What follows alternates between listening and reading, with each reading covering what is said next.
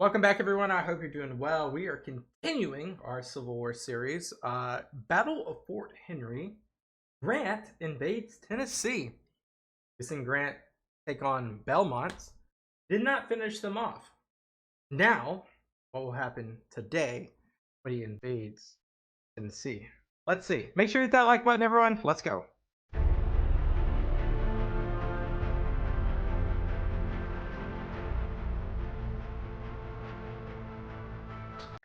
Far as the eye could see, the course of the river could be traced by the dense volumes of smoke issuing from the flotilla.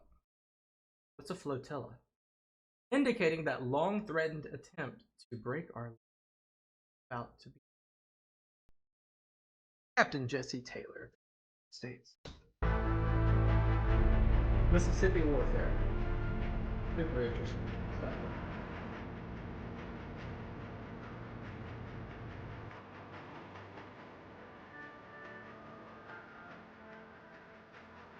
As the calendar had rolled over from 1861 to 1862, both the Union and Confederacy were preparing for what they both expected would be the pivotal year of the Civil War.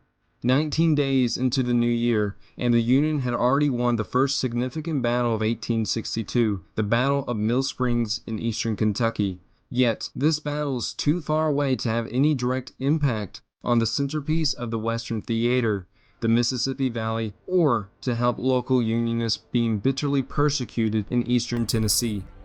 In the winter of 1861, the Union armies in the West experienced a significant shift in command structure, replacing Major General John C. Fremont as Senior Commander General of the Department of the Missouri was Major General Henry Wager Halleck, a prominent political general with high connections in Washington.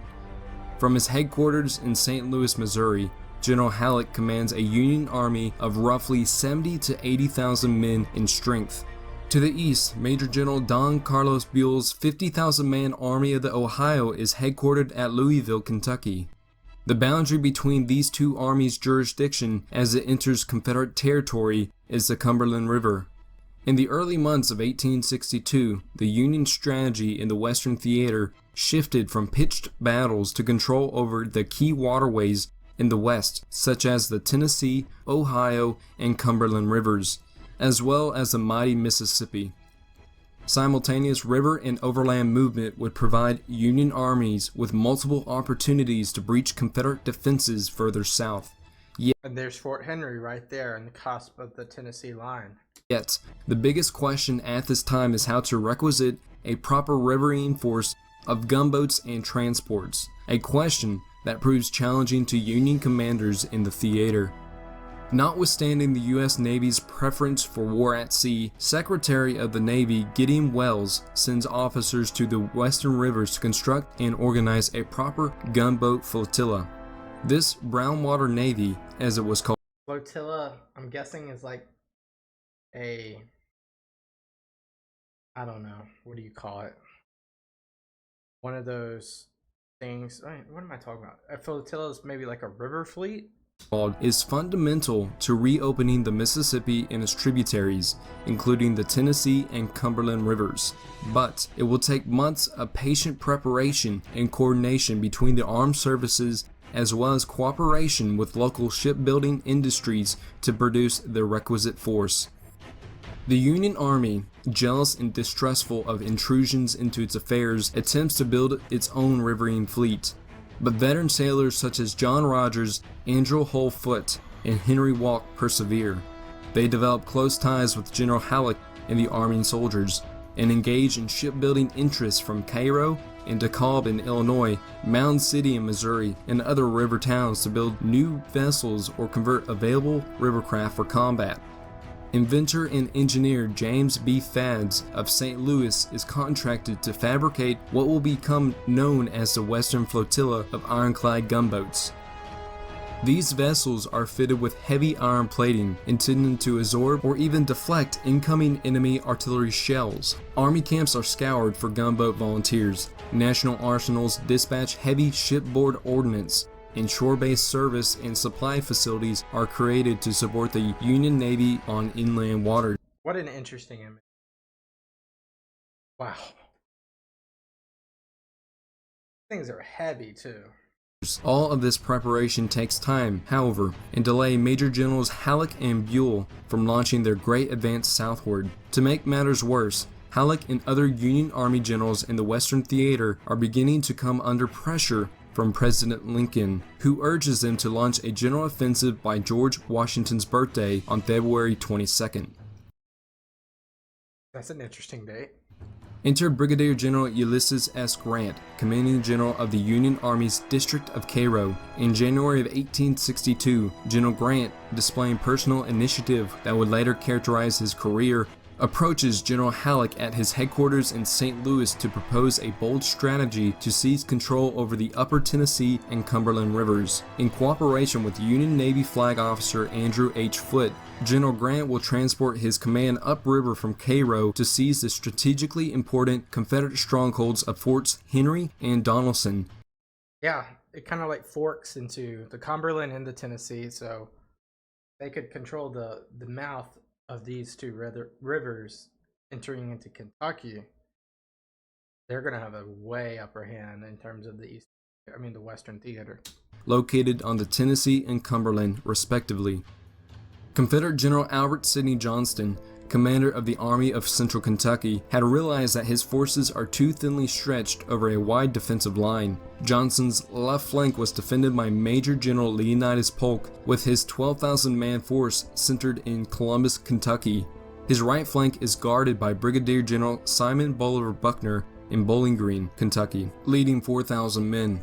The center of the Army of Central Kentucky's lines consist of Forts Henry and Donelson under the command of Brigadier General Lloyd Tillman, also with 4,000 men.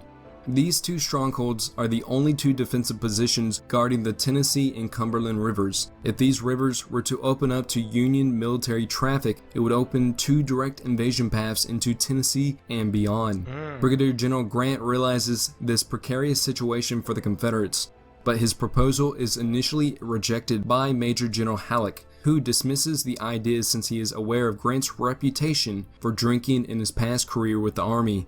It takes the intervention of the older and more respected Flag Officer Foote to convince Halleck that the idea of a joint Army-Navy expedition up the Tennessee and Cumberland rivers in midwinter might produce results.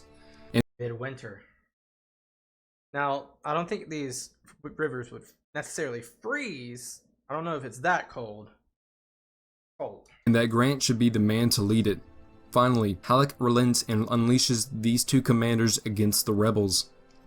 Since the Western Flotilla belonged to the Army at that time, Flag Officer Foote was ready to team up with Grant to make the expedition a success. It was Foote's mature and competent manner that had won over the skeptical Halleck. General Halleck's main task soon becomes to provide support to this pair, as well as to secure General Buell's cooperation to pin down the enemy from reinforcing the threatened point on the Twin Rivers. The news that the Confederate General P.G.T. Beauregard, the hero of Fort Sumter in the Battle of Manassas, was en route to the Western Theater with 15 regiments of reinforcements for General Johnston may have also helped convince Halleck of the necessity of a quick action against the Confederates. And maybe even Lincoln, possibly too. General Halleck approves the Grant-Foote expedition plan on January 30th, 1862. The news of his decision hits Grant's Cairo headquarters like a thunderbolt. Brigadier General Grant and his staff quickly spring into action, making the necessary preparations for the expedition. Finally, on February 3rd, 9 transport boats carrying some 15,000 troops, animals, supplies, and artillery batteries slip away from their mooring at Cairo and steam slowly upstream against the rain-swollen current of the Ohio River, picking up Flag Officer Foote's escort of 4 ironclad and 3 timberclad gunboats. Okay, so they're going to mainly focus it looks like they're going to mainly focus on the Tennessee River, Fort Henry, which is the reason of this video, but I wonder what they were going to do with the Donelson fort. The flotilla reaches Paducah, Kentucky, and then turns southward up the Tennessee River, slowly making their way past random cabins and farms and occasional friendly inhabitant waving a handkerchief or Union flag. The column aims at establishing base camp just out of range of Fort Henry's guns. I feel confident that we can whip 3 times our number. Our company will enjoy the fun. Many of Grant's units in the expedition had participated in his very wet and unpleasant reconnaissance in western Kentucky behind Columbus in mid-January. Untested in battle, these men are still eager to close with the enemy and to have a chance to capture the forts and secessionist property. An Illinois officer boasts to his wife that he expects to float up the Tennessee and capture the 2 forts before breakfast. Meanwhile, the Navy would scout the Confederate position. The force converging on Fort Henry consists of 2 divisions. The first is commanded by another Illinois officer, the politically connected Brigadier General John B. McClernand.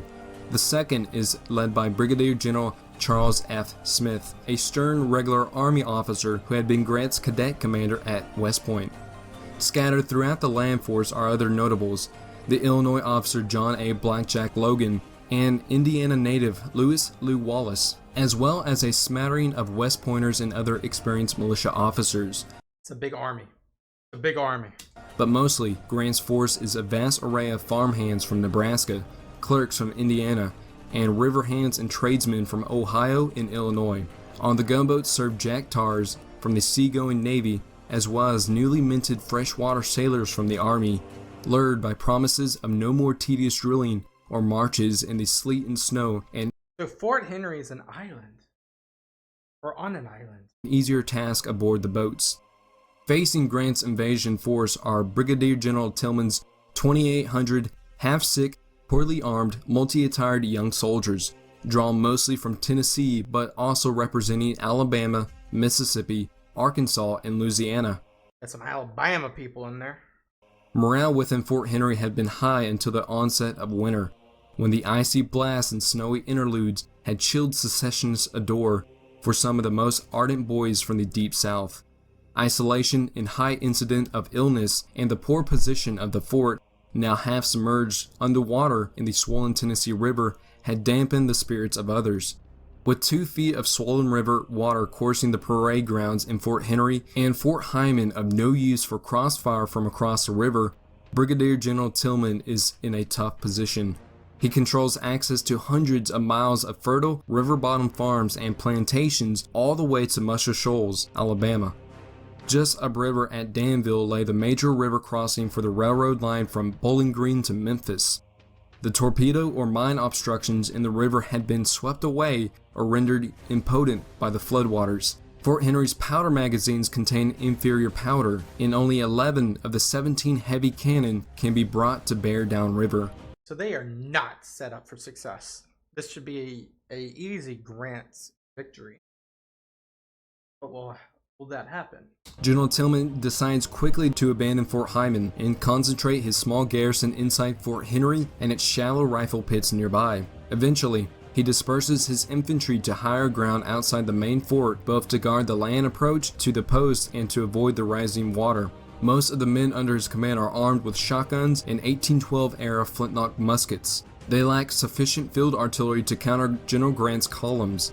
Indeed, Grant's plan of attack calls for a combined Navy and land assault on the earthworks. General Smith would move against Fort Hayman, which the Federals do not know is unfinished and about to be abandoned, while General McClernand would march to the rear of Fort Henry and assault the outlying entrenchments, thereby closing off Tillman's retreat route. Foote would steam his riverboats directly against the heavy seacoast guns commanding the channel approach to Fort Henry.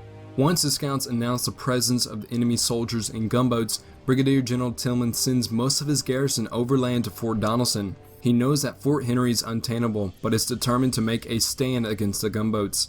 No attempt would be made to push McClernand and Smith from their camps into the river, in spite of familiarity with the roads and creek crossings in the vicinity, where he might have ambushed the Bluecoats as they floundered through knee-deep mud en route to the fort.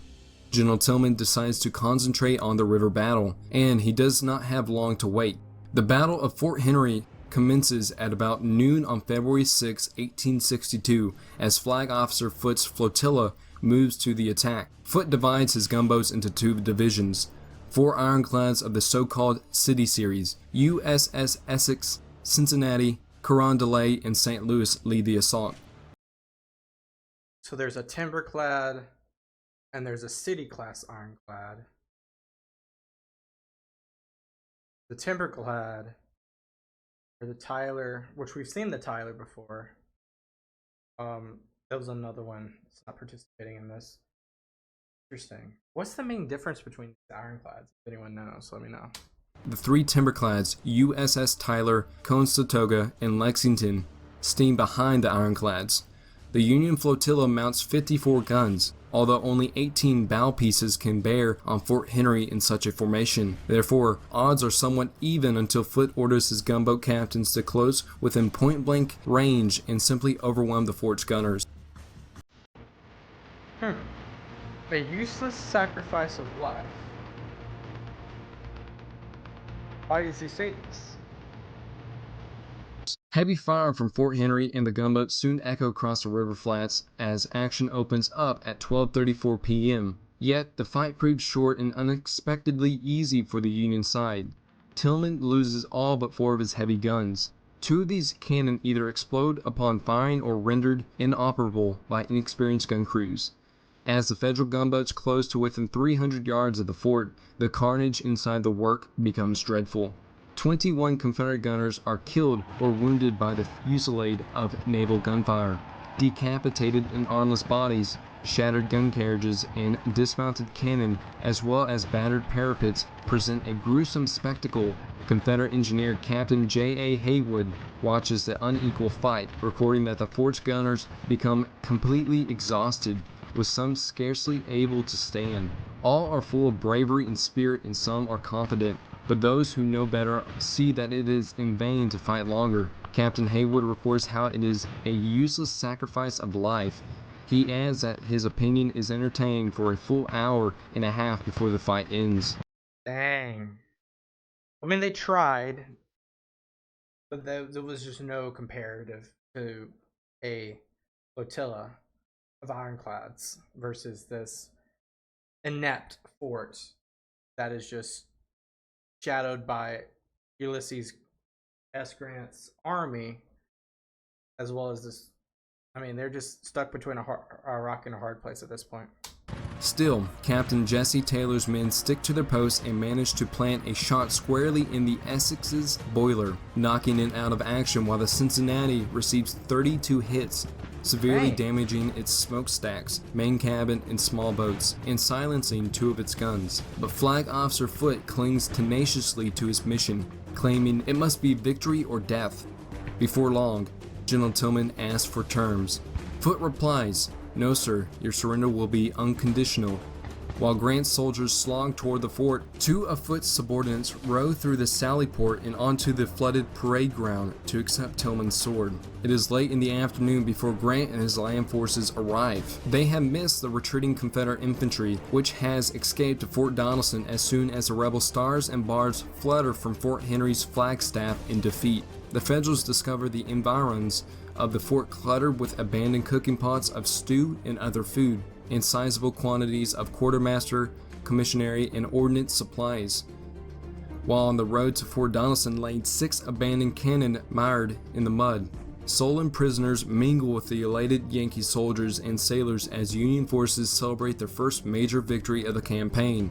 Now, Grant and Foote would shift their attention toward the more menacing stronghold on the Cumberland River, Fort Donelson. And that will be, it might be our next video. I'm not sure. But let's kind of like go back to Fort Henry in this situation. We obviously saw Belmont, not a, I would say it's a draw, but maybe if you could skew it towards a Union victory. This is a total Union victory. It's almost not even a battle. It's just like a, the only reason it is a contest is there was people that stuck behind and manned these cannons that some of them were not available or not be able to be used or poorly used, versus a ironclad fleet that just, as they spoke about, took out these gunners. Insane. Do we have like a? No, we don't have a. I wish you put like a casualty count on this, but it's probably minuscule on the Union side and probably like, I don't know, like 20, 40, 50 on the Confederate side, with maybe some prisoners as well. But overall, very interesting. Another ballad of the Mississippi-esque river warfare that is not really talked about a lot. You know, Battle of Bull Run, Battle of Gettysburg, and everything is front of mind when you hear the American Civil War. This is not front of mind. So really cool video as always. Thank you guys so much for watching. I appreciate you guys. I will see you guys next time. Peace out. Bye bye.